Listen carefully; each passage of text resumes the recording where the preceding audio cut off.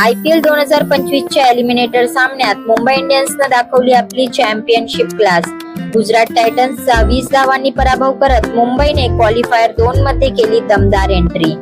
पहिल्यांदा फलंदाजी करत मुंबई इंडियन्सनं 20 षटकात 228 धावा फटकावल्या. कॅप्टन रोहित शर्मानं जबरदस्त 81 धावांची खेळी केली.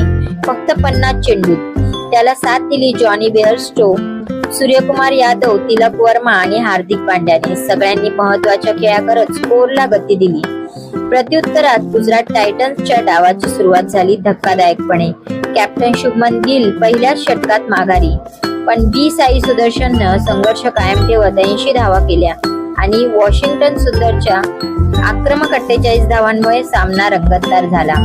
मात्र शेवटच्या षटकात जसप्रीत बुमराहनं जबरदस्त नियंत्रण ठेवलं.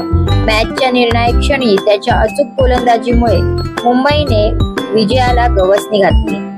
या विजयासह मुंबई इंडियन्स क्वालिफायर 2 मध्ये पोहोचली असून आता त्यांचं पुढचं आव्हान आहे पंजाब किंग्स विरुद्ध फायनल मध्ये जाण्यासाठी एक अखेरची लढत.